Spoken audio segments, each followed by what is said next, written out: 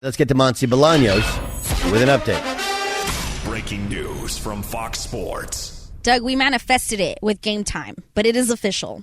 Aaron Rodgers is a Jet.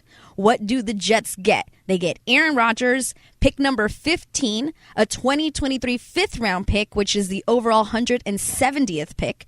The Packers get pick number 13, a 2023 second-round pick, which is 42 overall, a sixth-round pick, 207 overall, a conditional 2024 second-round pick that becomes a first if Rodgers plays 65% of the plays. So it's official. This year? Yes. Okay, so they No, get the conditional is in 2024.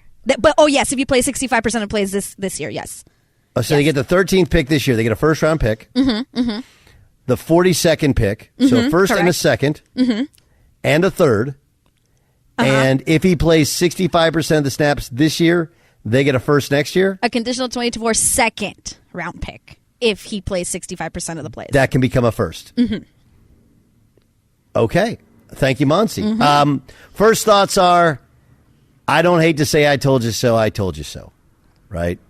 And it appears, so the Packers are going to eat, because it doesn't say anything about any sort of adjustment to his contract, so the Packers are going to eat all that dead cap money. But you remember when there was they want 2 first-round picks, they can't get 2 first-round picks, and they got a first, a second, a third, and a second that's likely to become a first. And you're like, well, how do you know it's going to become a first? Aaron Rodgers playing 65% of the snaps has happened every year except for one that he's been a starting quarterback. So, and for the Jets, obviously they get a great player, and he's fully aligned with the play caller.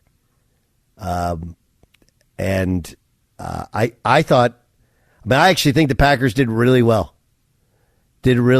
Stood firm enough, created enough buzz, created a little bit of a leverage there with the 49ers. What do I expect from Jordan Love? I don't know, man. I have people who think because he played well in mop-up duty at the end of the Philadelphia game that somehow now he's going to be the next Aaron Rodgers. I just don't know. I don't know enough. I know his personal story is one to champion. I know he sat there, hasn't said anything, hasn't had bad body language. He's been ready. But at the end of the day, it's can you play? And you're replacing an absolute legend. And the Packers and Brian Gutekunst, this is going to be his legacy. Not just trading Aaron Rodgers, but your evaluation of Jordan Love as being the guy to replace a first ballot Hall of Famer. You got to nail this one.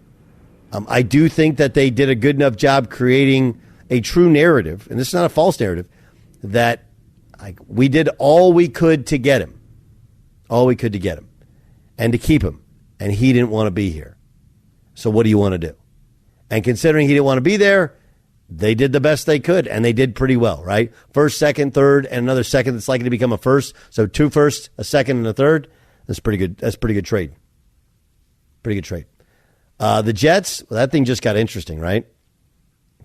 To people, the fact that he's followed Brett Favre in Green Bay, and now he's following Brett Favre's path to the Jets is, to say ironic is an easy one, but man, is that weird.